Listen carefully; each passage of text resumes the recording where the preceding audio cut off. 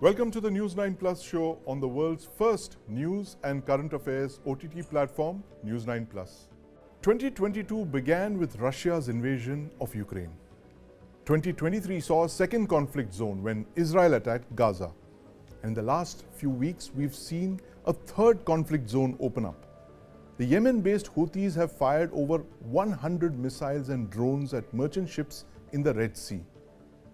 But on the 24th of December, the merchant vessel Pluto was hit by a suicide drone just 400 kilometers off India's coast.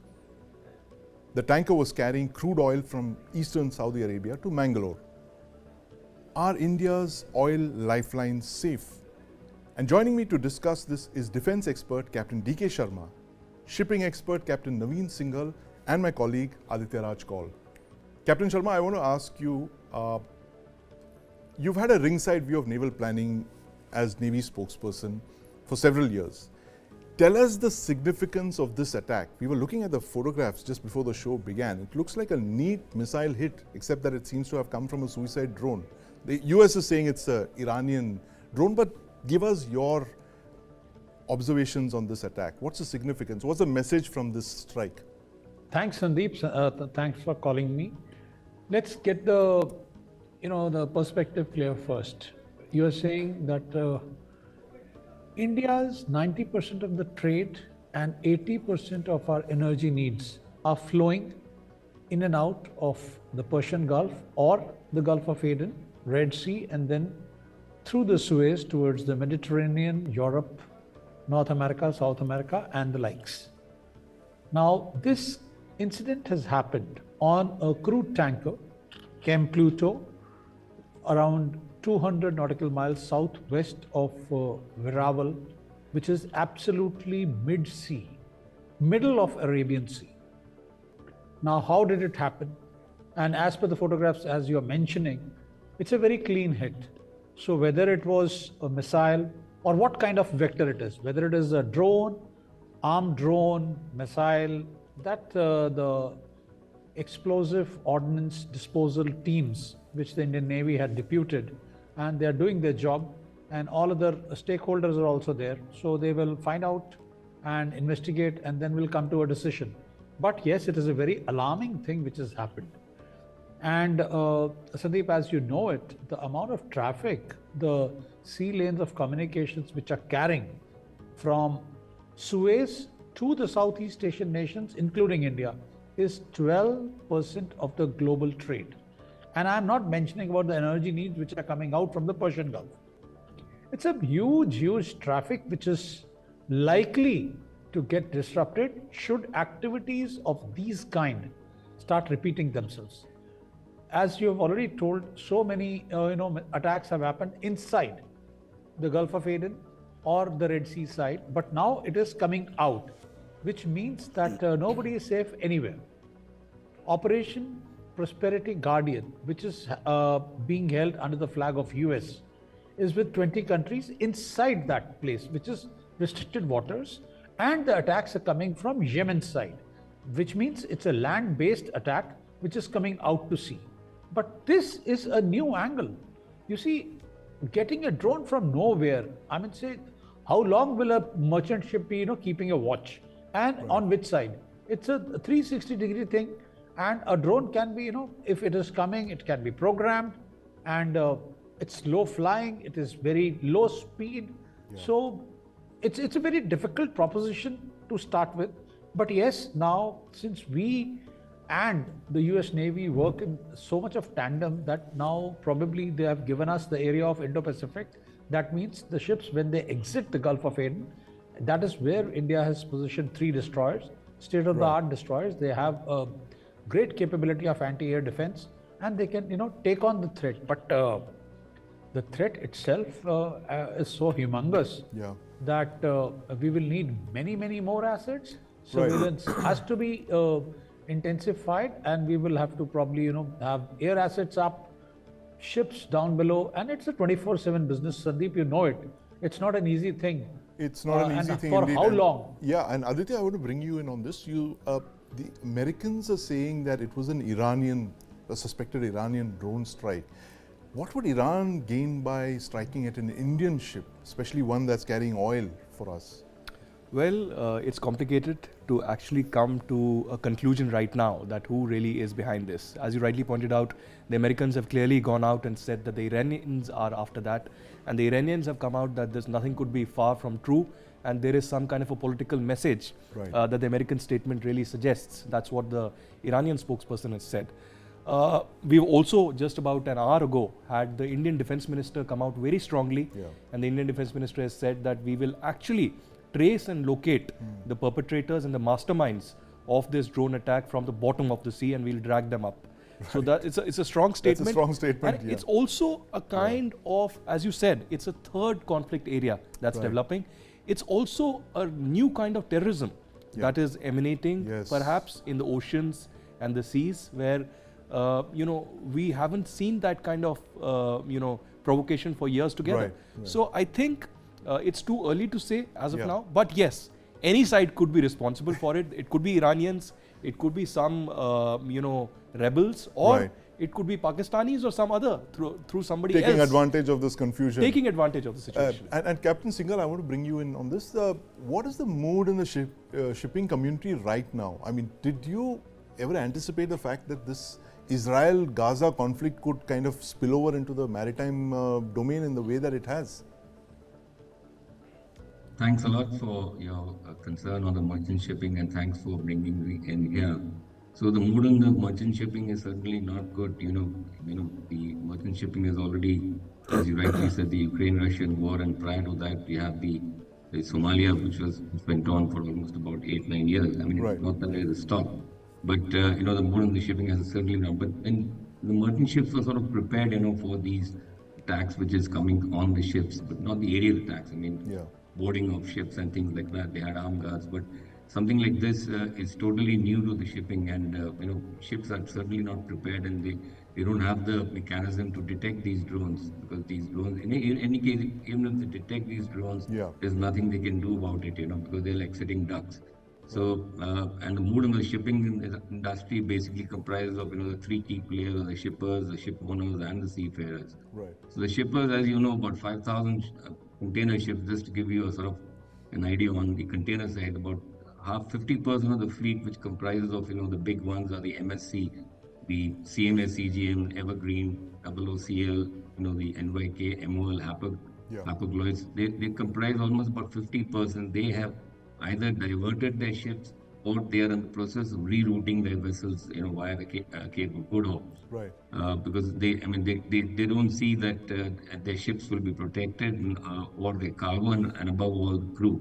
So there's also a problem that they're going to be paying, and if the ships go through this area, they'll be paying almost about something like 2 or 3 times on the insurance. That's the additional war risk premium that they have to pay. So the owners and shippers are certainly, the charterers are under pressure. And just recently, I think a couple of days back, Malaysia has also banned ships, Israeli flagships calling their ports, and possibly ships carrying Israeli cargo as well. As far as the seafarers are concerned, yes, certainly, they are not prepared for this type of aerial attacks. And I think since it is very early, it's just been about 6-8 weeks.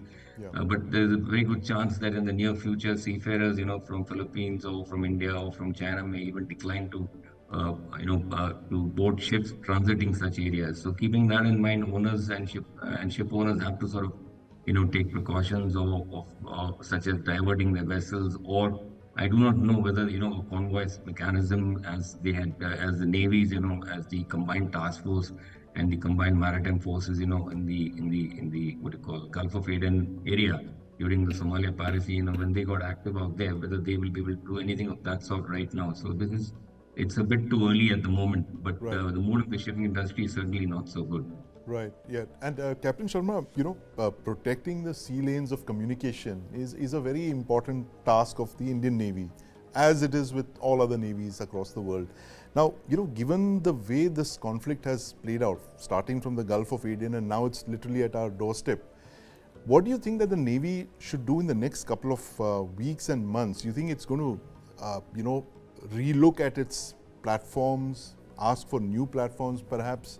I'm fully aware of the fact that the Navy is, commissioning one of its last destroyers today. There's just one more to go, and then you're looking at a 10-year gap where there'll be no new destroyers. So, tell us what the, this challenge of drone attacks and ballistic missile attacks on shipping mean for the Indian Navy. Sandeep, what you're saying is correct. The Maritime Capability Perspective Plan, as you have rightly brought out, the last of the ships is now under construction, and then will be the 7 Shivalik class. But then they will have to be spread out. Now, coming down to the slocks, we will have to intensify our surveillance. The ships will have to be there deployed on the slocks, or maybe the slocks will have to be tightened. That Right. you make a grouping, but it is too humongous a job, because as I was talking to somebody else yesterday, we took a grab. If you see a grab of the IFC IOR, 17,000 vessels. Right. 17,000 vessels in IOR. Yeah. Now tell me, how do you How do you distinguish do between convoys? what is carrying Exactly. what? Yes. Yeah. What is carrying what? And now it in AIS, and Right. the merchant ship experts are there with you. Right. We know the port of call from where it has started, Yeah. what cargo it is carrying, but what happens if it is carrying some warlike material which are expendables, so that they will not have to be disembarked on the destination port, Right. and they are being used like this. Right. It is becoming a new kind of a thing. Right. As you're discussing, it's a new angle given to all this. Right. But let me tell you, what Indian Navy has done is, now when the ships are going to exit the Gulf of Aden, Yeah. or for that matter, when they are exiting the Persian Gulf, and if they are coming towards our side, the slocks are very defined.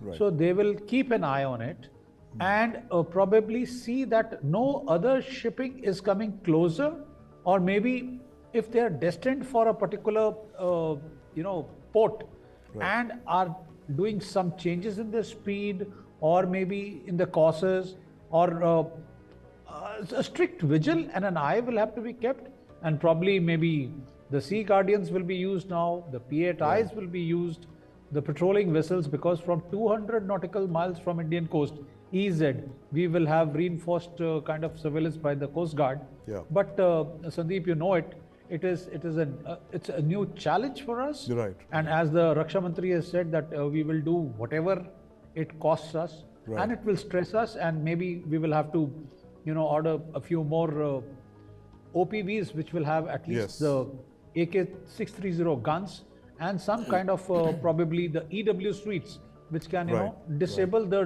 drones at least. Drones and But if the jam missile them. attacks are coming, Yeah. then you will have to have AD ships, 80 which it is only the destroyers and upwards. Aditya, what are the challenges that this has brought in for our maritime shipping?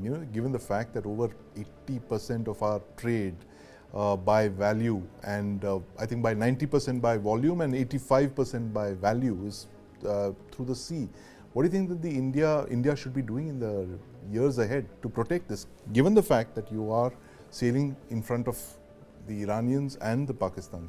I think it's a major challenge. Firstly, over the last 2 years, ever since the Russia-Ukraine war, Yeah. the kind of independent position that India has Right. taken Yes. on oil, Right. particularly, it has ruffled a lot of feathers. Right. Particularly the kind of statements that emanated from Europe Yeah. and the Americans. And I'm not suggesting who is behind this particular drone attack, Right. but it's clear that a lot of powers are uncomfortable. Yeah. That's what the Iranians have also mentioned, interestingly, in their statement, Yeah. that it's ridiculous to blame us. Right. There are other people out of political compulsion who are acting in this particular case. So we'll have to firstly investigate and see Yeah. who is responsible for this particular drone attack, but also be overall prepared. At a time, when we were speaking about Quad and Indo-Pacific, Yes. and speaking about the Quad, meeting to take place in India, and at the last minute that has been postponed. Right. The US president had to come, but he has postponed due to several reasons. That could Yeah. be because of the fiasco around the Khalistani terrorism Yes. or something else.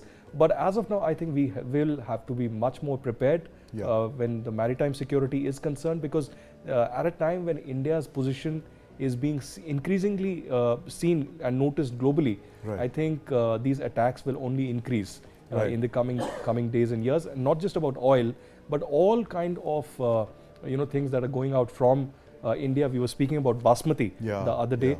And look at other corridors and naval routes as well. Right. That's an important point that you mentioned, Aditya, and the fact that, Captain Singhal, the fact that India is rising, it's poised to be the third largest economy at the end of this decade. And you have ships that are sailing in oceans that are, you have adversaries that are, throwing drones and cruise missiles around. What is it that the shipping community needs to do, as in work with the government or work with the international community to ensure there's security of our maritime sea lanes of communication? First and foremost, when just to go back on the Somalia, when the Somalia piracy came, the ships had a provision of the crew lands up in the citadel. The citadel is a secure place on the ship, Now ships, the shipyards are building citadels right from the start. That means a new ship is built with a citadel. So in the future, at the moment, there isn't anything like an anti-drone mechanism on ships, and I do not really foresee merchant ships having that, because merchant ships crew is not trained to handle such things. So how at all would this happen? And I really can't comment on that, on this part of the story as to what they could be doing an anti-drone mechanism. I mean, just to give you another, sort of idea, Japan, even in the peak of the Somalia piracy, Japanese flag vessels were not permitted to carry arms or armed guards.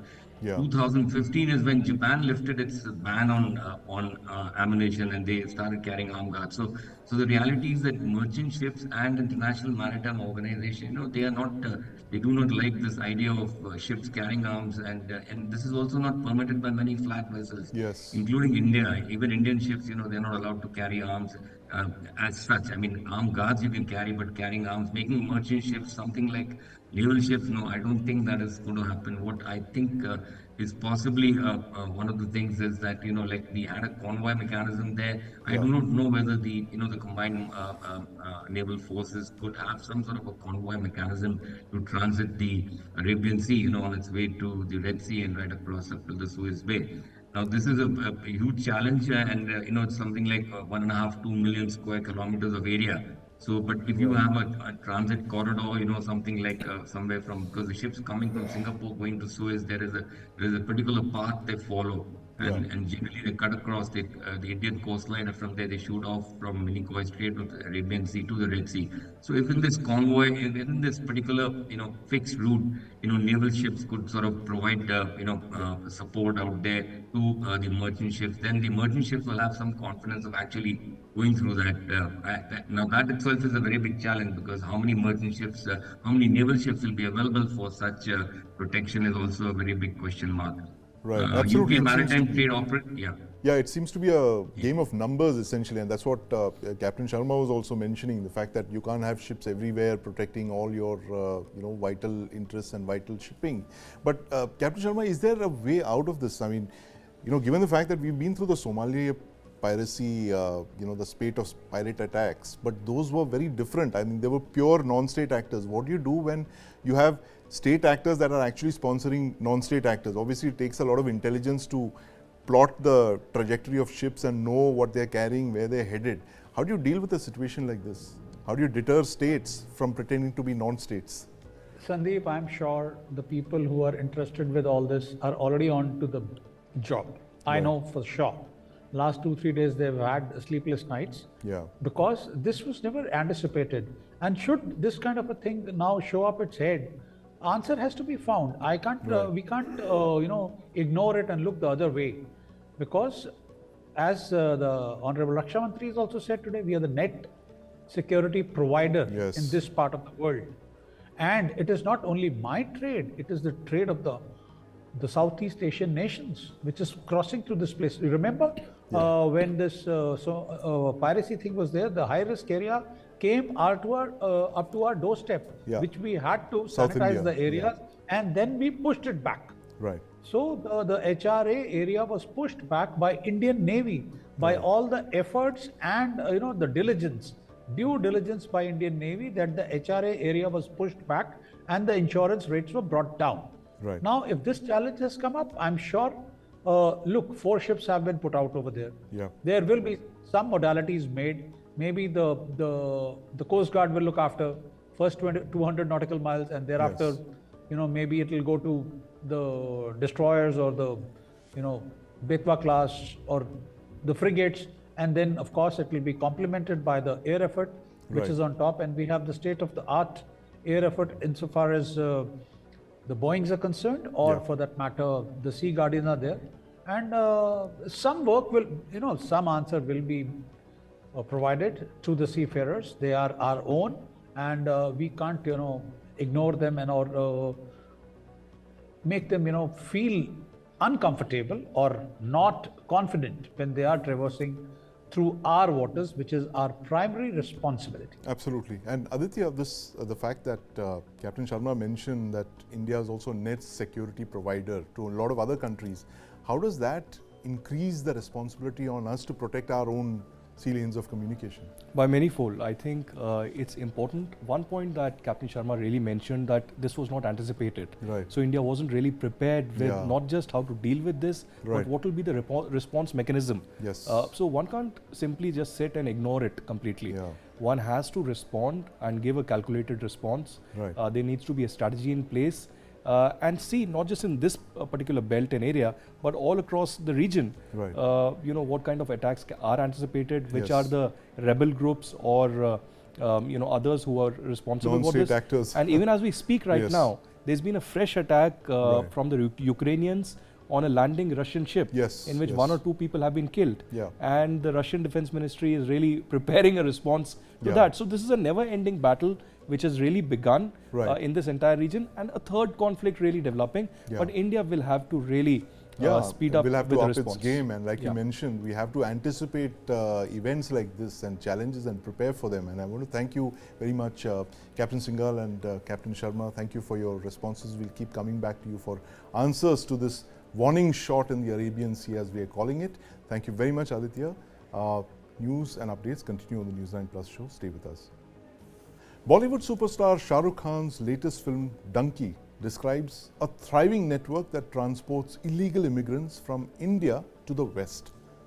Now, just a few days after the film's release, a chartered airliner with over 300 Indians on board was turned back from France.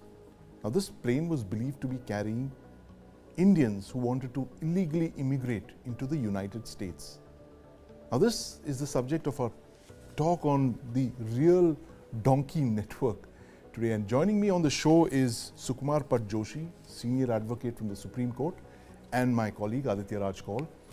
Mr. Joshi, do you believe that these 300 or so Indians on that chartered aircraft were actually planning to sneak into the United States? There's no question of believing or disbelieving. This is a fact. Right. In fact, the aircraft, as I've reported, emanated from, I think, UAE Yeah. and Dubai. And it has, in fact, for technical reasons, probably it landed in Battery. That's a smaller airport near Paris. And there the police intercepted it. French police intercepted it and found that they are all without documentations. So they're illegal immigrants. In fact, the first thing, I don't know, not much of a report that what their plans were, because 27 of them opted to stay back there also. They have Right, not come back, right. they're not deported. But this is, I'm sure this must not be a stray incident. And the fact that the flight has not started from India, it gives me enough reason to believe that these are already migrants who have either working or settled down in Dubai, etc., and looking for better pastures Right. elsewhere. And we are probably finding it. As you know, the reasons for illegal migration or immigration to different countries are same at different levels. Maybe for you and me, going there will go for a legal route because you would have education, we would have documents, and we know that it's possible to go like that. But the reasons for others also are not too different from people from our strata going to those places, because they think that there will be better economic prospects, education, quality of life, escape from conflict, etc. So that is what the feeling. Similarly, for a workman or for somebody who is thinking of this, but here the question for this particular incident, it makes me feel little, in fact, difficult to say that what was their reason, whether they were going for better economic prospects or they were being taken, whether they're going on their own or they're being taken. Because there is a chartered aircraft and Romanian charter company, that's what I'm sure. Right. So it's must be a very organized kind of a thing. Otherwise, it's not a regular aircraft that somebody tries to sneak in or something, or as we see in movies that across the border you go try wait for days and then different routes and reach a country. Now it's so therefore I don't know whether it was a trafficking or it was actually a migration attempt by the individuals genuinely. Right. I just give you some reasons why people migrate actually. Yeah. As I told you, there are primarily three important reasons. One is they think that the economic prospects in that country is better. Maybe the wages are higher, the living standards are better, and also they don't have the class conflicts. You know, I belong to a particular section or something. That also they probably worry. So that is an allurement to them to migrate. Then they also think that other countries are better provider of education and quality of life, which today we have to differ and discuss. Then, you know, also people are facing different conflicts in one's country. Why they choose to illegal? Because legally they can't migrate. If somebody is persecuted in India, he can't, even if he wants, can't migrate despite anything. But there are several ramifications.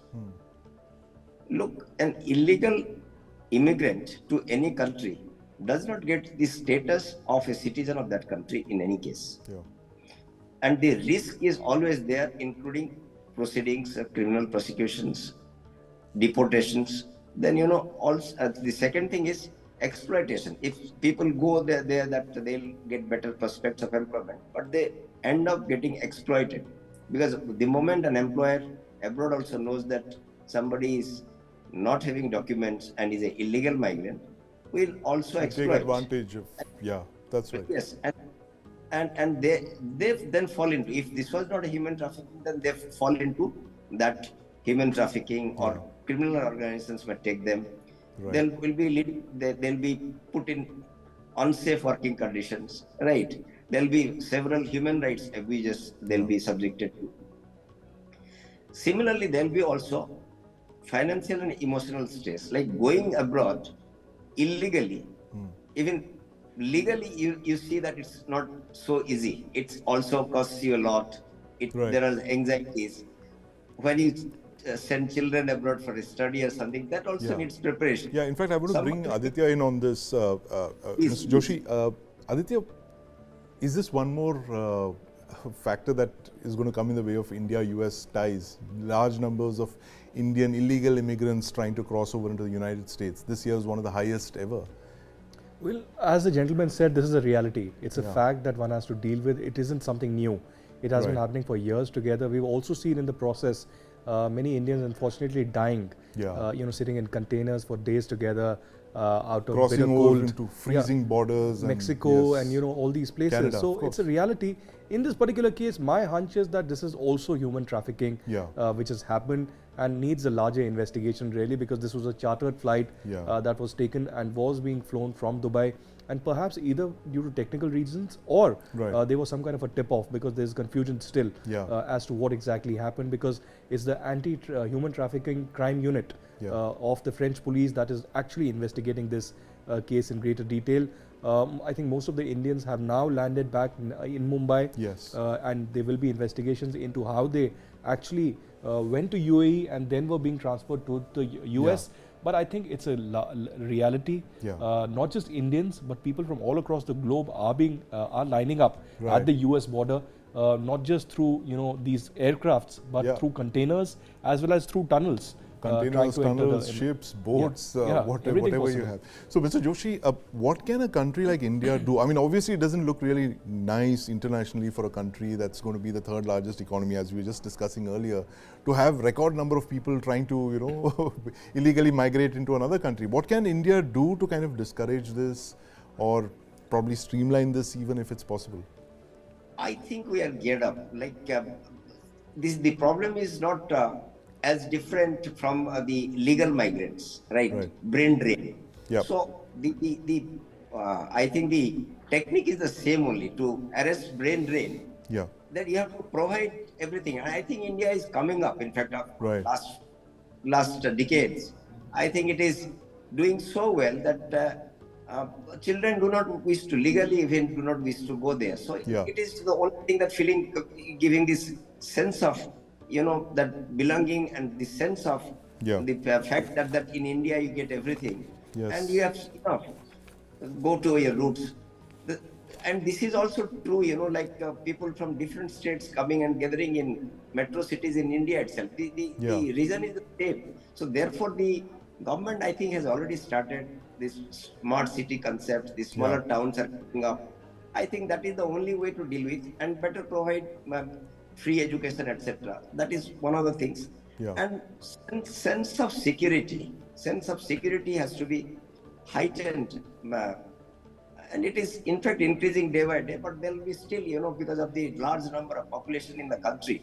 Yeah. It's not that in one day it can be possible that everybody is given employment or something. And also still people feel that the other side of the grass is greener. So Yeah, that's right. No, but the point you mentioned is a valid point. The fact that the answers to this illegal immigration actually lie back at home, and it is for us to make sure that you create the conditions back in India to ensure that people don't leave the way they are doing right now, risking their life and limb and putting themselves at the disposal of criminal gangs. But I want to thank you very much, Mr. Joshi and Aditya, for your insights into this very burning issue of illegal immigration into the United States. Meanwhile, you can also watch our series, The Donkey Network, only on News 9 Plus. Do download the News 9 Plus app and watch this, The Donkey Network. In April this year, a 34-year-old mountain climber, Anurag Malu, was climbing atop Mount Annapurna in Nepal when he fell into a crevasse several hundred meters below. Now, he lay there for 3 days in sub-zero temperatures, barely alive. It's an incredible story of survival. Aditya, you interviewed Anurag. Tell us, what was the first thing that struck you about talking to him? Well, he's a miracle man. The kind of spirit with which he still speaks and the kind of hardships that he has gone through is almost unthinkable. He's perhaps the only person across the globe, across the universe, who has stayed 72 hours inside a crevasse and has survived. Because even when the rescue operation was taking place, it wasn't to actually rescue him. It was to retrieve the dead body. They thought he had They thought nobody can survive, and he has passed away. But when the rescue operation actually was underway and the gentleman actually went inside, he said Anurag was unconscious, but he was still breathing. Right. And suddenly, there was cheer among the rescuers, and they pulled him up. He was sent to the base camp, then to the hospital locally. He spent a lot of time in hospital. Then to Kathmandu. Finally, he had to be airborne to New Delhi. And the Adanis helped with that, with the aircraft. And finally, he spent more than 6 months inside the All India Institute of Medical Sciences. Right. He has a lot of fingers amputated now. Right. And he has a lot of skin that has been crafted out on his body. There's a lot of surgeries that he is undergoing even now. But he says that, perhaps life has given him, the Almighty has given him a chance, not just to narrate this story, but to live for another day. And to perhaps carry forward this dream. So even this, merely this survival story is an inspiring, journey of how, because I knew Anurag for quite some time. We used to follow each other on social media. Right. And suddenly when I realized one day that this guy had gone missing, I didn't know how to react. And then a group was formed to help and locate him. A lot of people got involved in that entire process. And finally, he was rescued. But it's an incredible journey of a man who comes from a village in Rajasthan. We went there in Kishangarh near Jaipur, and then actually he is a senior executive in a startup, and he continues to work in that. But at the same time, he had this dream of being a mountaineer to climb all the 8,000 meter peaks, and he says that once he gets well, perhaps he can again begin that journey. And he wants to go back and complete that. Not just Annapurna, but other peaks as well. fascinating. What a story. And you can watch Anurag's incredible story of survival and more such stories only on News 9 Plus. Download the app and watch now. Thanks for watching.